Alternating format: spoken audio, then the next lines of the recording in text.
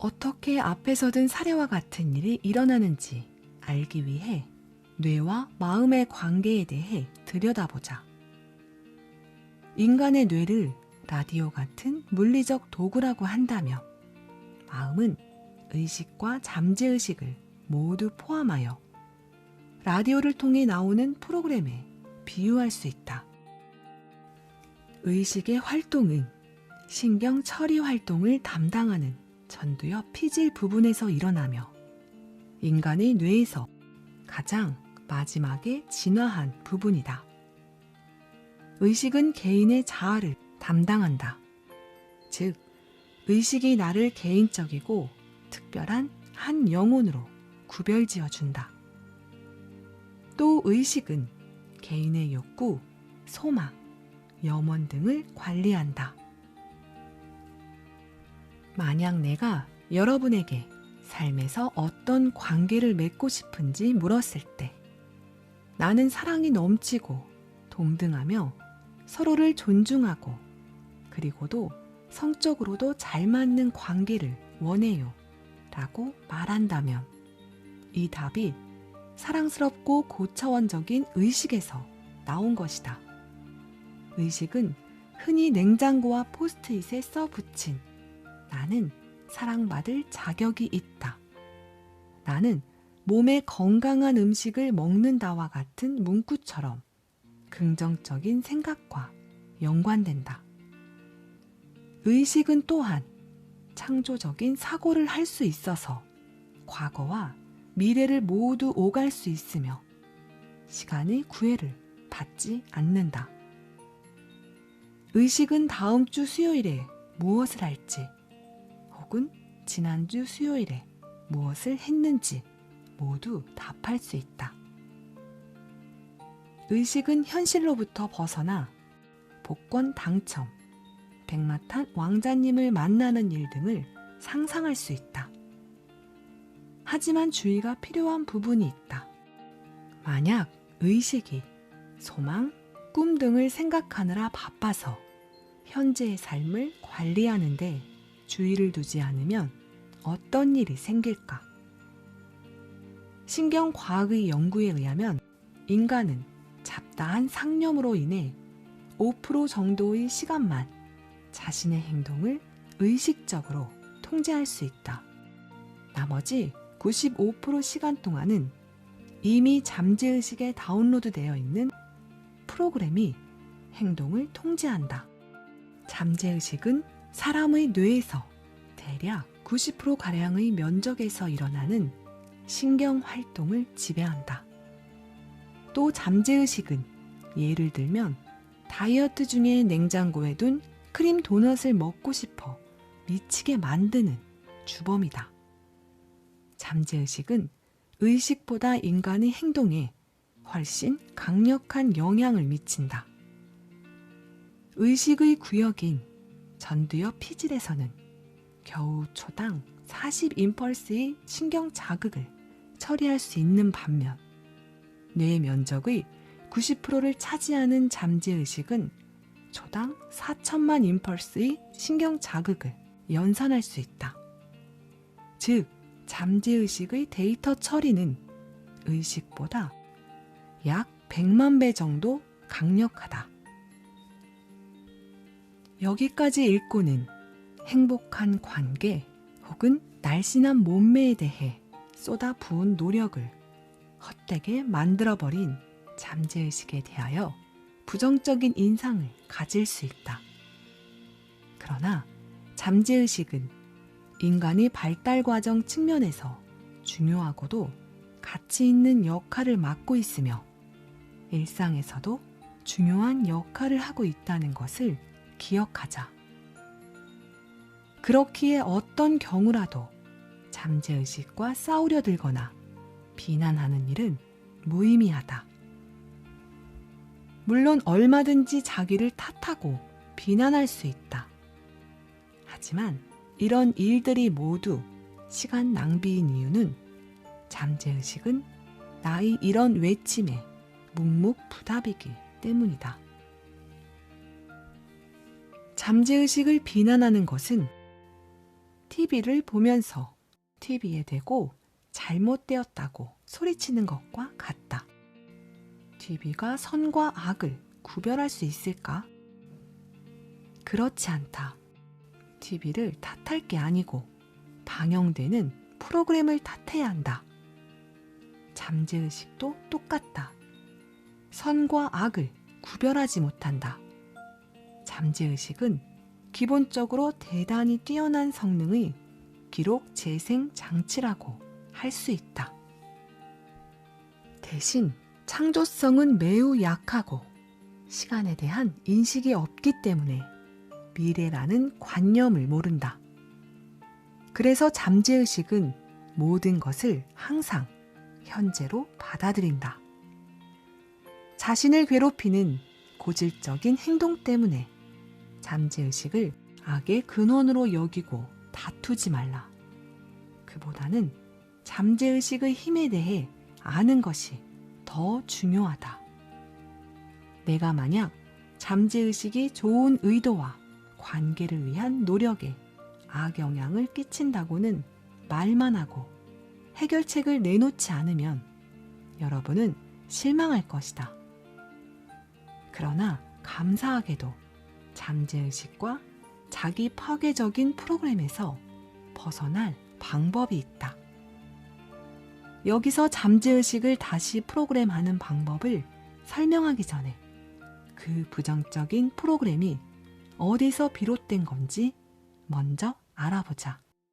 그 후 잠재의식을 재프로그램할 수 있는 도구를 이해한다면 그동안 여러분의 행복한 관계를 방해해왔던 보이지 않는 장애물을 쉽게 제거할 수 있을 것이다. 아기들은 뭔가를 빠는 등 본능적인 행동을 이미 배운 채로 태어난다. 그러나 이런 본능적인 행동 말고도 세상에서 살아남기 위해 배워야 할 것은 너무나도 많다. 그래서 본능은 유아와 어린 아이의 뇌에 셀 수 없이 많은 신념과 행동을 잽싸게 다운로드하도록 만든다. 사람의 뇌파를 측정해보면 가장 낮은 주파수부터 가장 높은 주파수까지 5단계로 나눌 수 있다. 가장 낮은 대역의 주파수를 델타파라고 하고 가장 높은 대역의 주파수를 감마파라고 한다. 그런데 어린아이의 뇌파는 가장 저주파 대역인 세타파와 델타파의 활동이 지배적이다. 우선 엄마 뱃속에서의 기간과 출생 후 1세가 되기까지 사람의 뇌는 가장 느린 주파수의 뇌파 활동을 보이는데 초당 4에서 5Hz로 물결치는 데타파의 활동이 가장 두드러진다.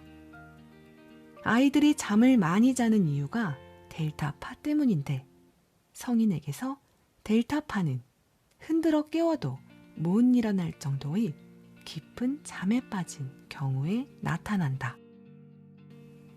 2세부터 6세까지 아이의 두뇌 활동은 세타파가 지배한다. 세타파는 주로 상상을 할 때 나타나는데 이 나이 때 아이들은 무궁무진한 상상력을 발휘하면서 뇌도 같이 발달시켜 간다. 혹시 자녀가 빗자루를 보고 말이라고 하는가? 그렇다면 아이에게 이건 말이 아니고 빗자루야 라고 해도 소용없다. 세타파가 대뇌를 지배하는 동안 아이들은 자기만의 세상에서 신나는 시간을 보내는데 그 상태에서는 상상과 현실이 따로 구분되지 않는다. 아이들 눈에는 빗자루는 훌륭한 말이다. 세타파의 활동이 지배적일 때 뇌는 거의 최면 상태와 유사하다.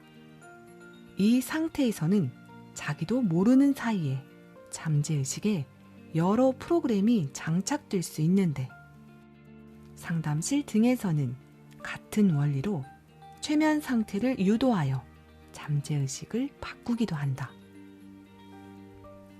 이처럼 성인의 뇌는 잠에 빠지거나 최면 상태가 될 때에만 비로소 의식의 활동이 멈추지만 아이들의 뇌는 평상시에도 항상 잠재의식 상태라고 할 수 있다.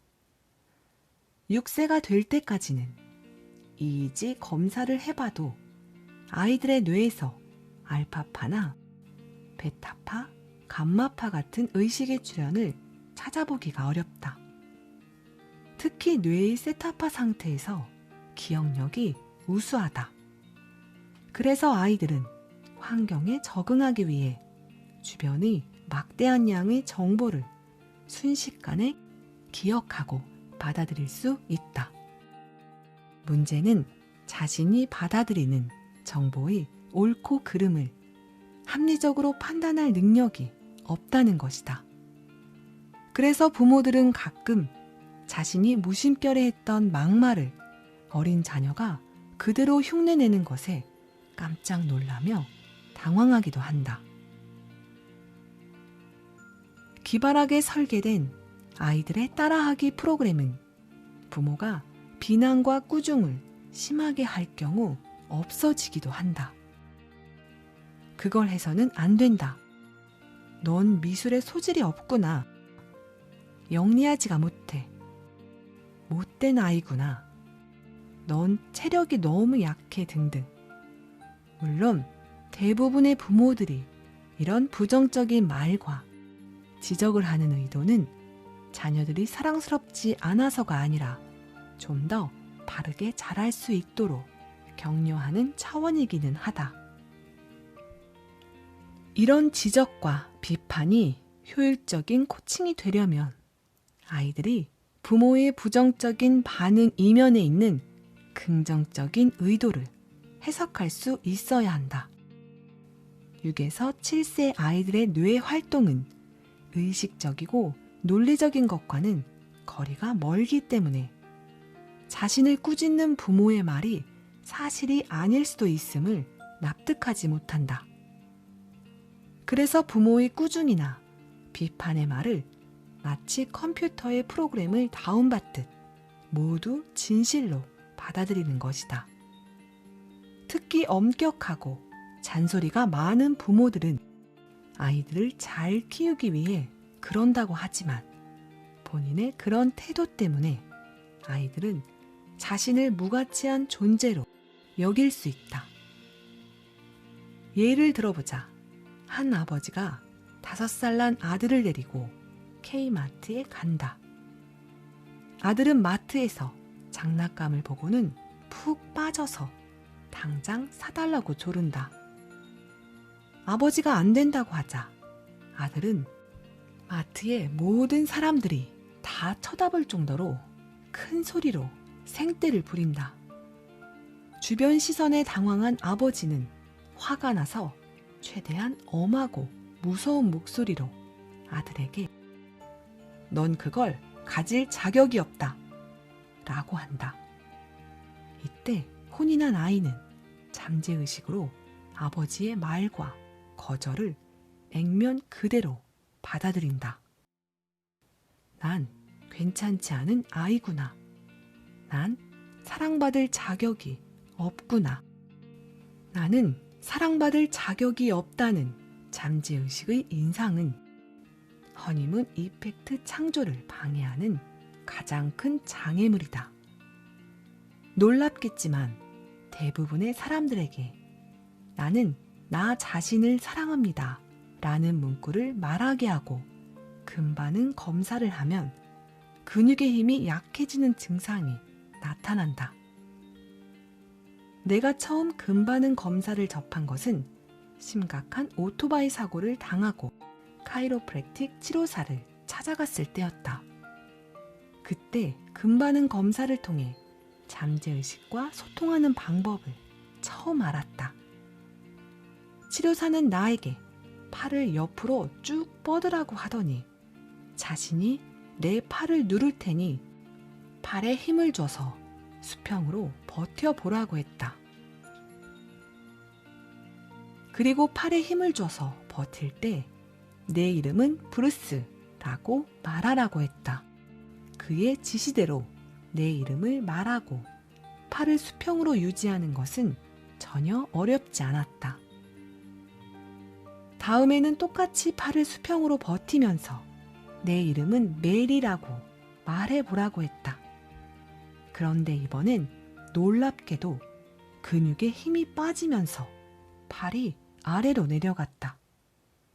나는 치료사에게 다시 해봅시다. 아직 준비가 덜 되었어요. 라고 말하곤 좀 더 힘을 줘서 팔을 버티려고 애를 썼다. 그럼에도 내가 내 이름은 메리라고 하자 팔은 무거운 돌처럼 아래로 내려왔다. 나는 강연을 할 때 청중들에게 종종 나는 나 자신을 사랑한다는 문구를 말하면서 금반응 검사를 해보도록 한다. 대다수 사람들의 팔이 내려오면 나는 이렇게 말한다. 생각해 보세요. 자기의 잠재의식이 사랑받을 가치가 없다고 믿고 있는데 그 믿음이 연인 관계나 배우자 관계에 어떤 영향을 미칠지 말입니다. 자신을 사랑하지 않는데 타인이 당신을 사랑해야 할 이유가 있을까? 내면으로부터 자신이 사랑스러운 존재라는 걸 믿지 않는데 타인이 그런 당신을 사랑하기란 어려울 것이다. 사랑받을 자격 없음이라는 잠재의식의 프로그램은 일상의 95%를 점령하고 있고 그런 감정은 무의식 중의 행동을 통해 드러난다. 아마 그 비밀스러운 상처는 마음속 깊이 간직하고 있어서 누구도 모를 거라고 생각할 테지만 절대 그렇지 않다. 내적인 신념은 표정에도 드러나고 행동으로도 드러난다. 큰 소리로 나는 사랑받을 자격이 없어요 라고 떠들고 다니면서 자신만 모르는 격이다. 게다가 이런 부정적인 신념은 그 사람의 에너지장에 직접적인 영향을 준다. 그 결과 그토록 바람하지 않은 멋진 관계는 보이지 않는 힘의 방해로 점점 손에 넣기 힘들어지게 된다.